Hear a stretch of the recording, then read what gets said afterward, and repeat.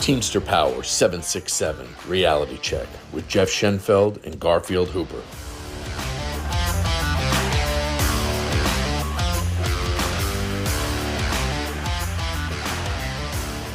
Okay, Garfield, we're going to get right into it today. Right to it. DMORS, a.k.a.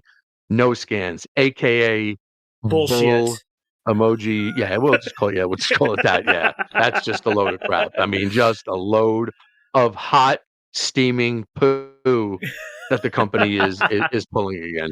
I mean, it's still steaming. Yeah, it's just absolutely ridiculous. I got into it with my division manager because, that they started disciplining a few guys in our center this week for it, for no scans. Yeah. If you don't know what a DMOR is, it's a no scan. It's for most people, it'll be a package that wasn't on your car, most likely because it was misloaded on somebody else's car, and it was still in your ed, so obviously you can't scan something that's not on your car, so you sheet it as not found, or you swipe it over on the board and put it under not found. That gets reported to the center. Well, the center goes and says, well, our computer says this was on your truck. So the next morning they give you a warning letter for a no scan for this package, even though you were on the truck, it wasn't there, you couldn't scan it.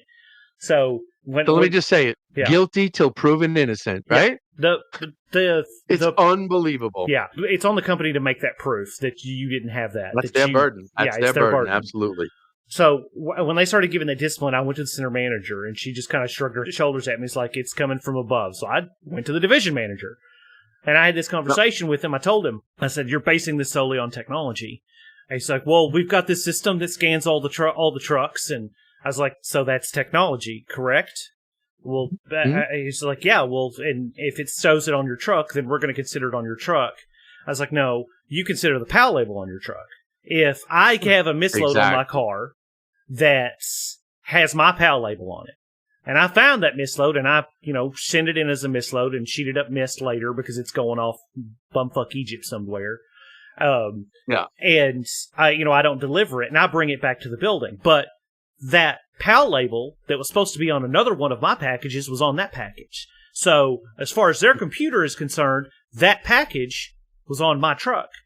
But just that PAL label was on that truck. So now I'm getting a discipline because, my package ended up somewhere else, but the PAL label ended up in my truck.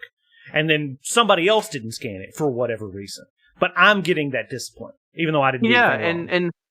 And again, not that this matters because everything is based solely off of technology, but, they're assuming that all their supervisors are going to scan that truck with that wand that they have. Not that it matters. I'm just saying, but in their head, everyone scanned this, everyone did what they're supposed to, because management always does what they're supposed to. See, now I'm lying, right? They're not, because they don't.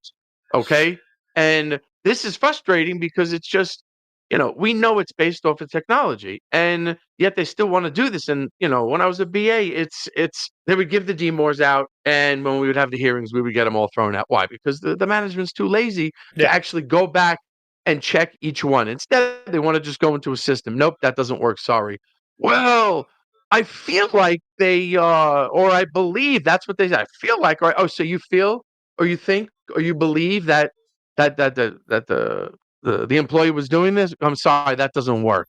That doesn't work here. It doesn't work at the panel. And so they just want to justify. They want to say, okay, it was the employee. It was the employee. So, everyone needs to file on the discipline, obviously, file a grievance on the discipline.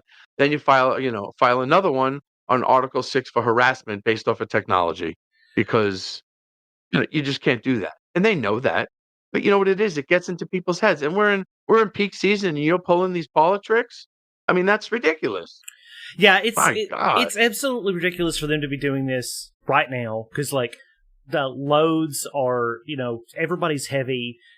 They're pushing everybody to just cram everything in the trucks, whether it fits or not, whether it's in the right place or not. And, if you can't walk through the truck, you certainly can't scan the whole damn thing.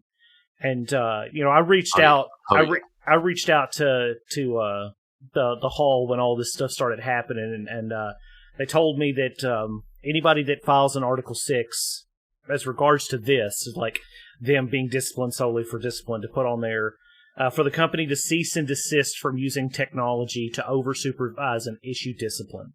That's what you should ask for on the settlement. Yep.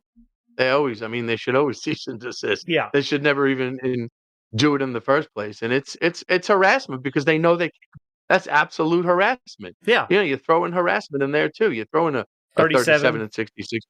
Yeah. But you do it with the 6 because it's based off the Yeah. technology. So the Absolutely. 6, it's just 37 and 66. Oh my God, man, the things that they do. Get this, Jeff. So I went in Saturday morning early and to deliver for a few hours. When I was getting ready to leave, one of the supervisors or managers or whoever for preload came in and scanned my truck. So I watched him do it.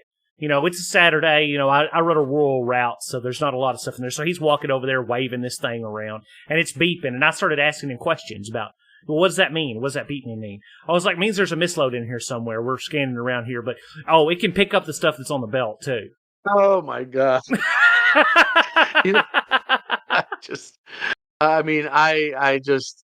Yeah. So, hey, so once again, something else that isn't 100%, which we've already known, and that's why that language we're not going to give up. You're not going to just base it solely off of something that isn't 100%, perfect. Yeah. I just, but this is what they want to do, and members need to understand. Don't let it get to you. You just file that grievance because this is something we're going to win. If you get should win. Yeah. If you get the warning letter, fill out your dispute, and on top of that, send in another grievance. Article 6, claiming the harassment. Mm-hmm. Put on there that they need to cease and desist with the discipline and supervising based on technology. Like, that's the best way we can do is just, flood them with this because this is clearly something they can't do. Article 6, Section 6 says out that, no employee shall be disciplined based solely upon information received from GPS, telematics, or any successor system. And this would be considered a successor system. It's a brand new system that they're bringing in to try to track all this bullshit and, try to discipline people for, shit they're not doing. Absolutely. And, because they're putting their issues on us. They're trying to put it on us like we made the mistake. We did this, and I've heard a bunch of on-roads say, oh, they're making all this money now. So, whatever, we're working hard for it. Okay. So we don't have to cheat to do anything. I mean, it's nuts. It is what it is. And, and I know this comes from the upper management, but you know what? You're complicit. You're there. You're doing it. You're giving the discipline. So you're just as, it's just as much your fault. So, no sympathy there. We had one of our brand new on-road soups was kind of bad-mouthing the union the other day. And I was like, look, man. Oh. I was like, you can, he drove for like a hot minute and then became a supervisor, like most of them do. I said, look, man, I said, you can badmouth the union all you want to, but do you think they'd be paying you a fraction of what you're making right now if we weren't making what we're making? Every dollar you make, you should be thankful to the Teamsters fighting for our money because they wouldn't be paying you what you're making if we weren't making what we were making. Yeah. I mean, it's so many things and they don't see it. And, they wanted to switch over to, the dark side, it's like, maybe the grass is greener on the other side. No, it's not. And if that was your choice, fine, that's your choice. Yeah. But, don't have an issue when, because we're making a certain amount of money or whatnot. Yeah. So that's crap. And anytime I hear them complain, I said, you made that decision. Nobody twisted your arm, made you become a supervisor. Nobody made you become a manager. You could have sat over here. You think we've got it so good? You could have easily stayed over here. I don't know why you're complaining. And it's not the supervisor, but the management side, they sign the contract and, under that contract where they can't base it solely off of technology. So, I mean, their side agreed with that. So once again, something else that they just need to shut up. I mean, enough. I mean, it's just, just beat yourselves up. Don't start coming after us. It's always the same thing. But, on our end, we gotta, help members stick up for themselves. Yeah. So, and let them know what it is. So, I mean, that's obviously frustrating, but there's another thing we wanted to talk about and it's driver safety. Oh, Okay. yes. And driver, helper, anyone who's on the truck. Now, this goes for year round, but especially this time of year, there are people who follow the trucks and take stuff, take the packages. You got to be aware of that stuff. You don't want to confront anyone. No. There is no at all, at all. And that we're seeing videos of people getting, FedEx and UPS getting truck jacked. Yes. Okay, and it's dangerous. And we've had people had guns put to their heads, and recently, within the last year, a bunch of situations, and it's not good. And I know we care on our side. Safety is first, right? Safety It is has first. to be. And I just want everyone to just be aware of your surroundings. And it's just gotten worse. There are, some desperate people out there, and they'll follow your truck. They'll look, they'll see what you do. If you have an everyday route, they'll look and they're watching you. They're saying, okay, this is what they're doing. They're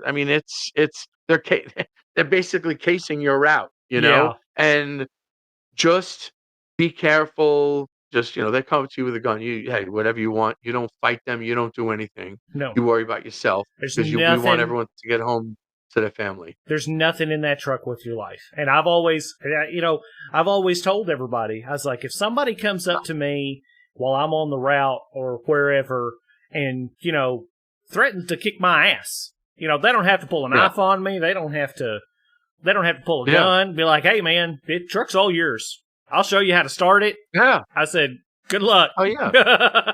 I'll give you a 20-minute head start. Keys right into their hand. Yeah. That's, that way you're not, you're a better chance of nothing happening to you.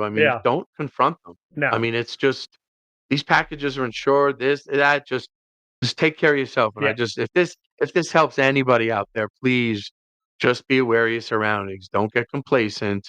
Look around all the time. Yeah. Okay. So, but that was important. What we talked about today, both things very important. And know your rights and be aware of your surroundings. So everyone, you have a good night.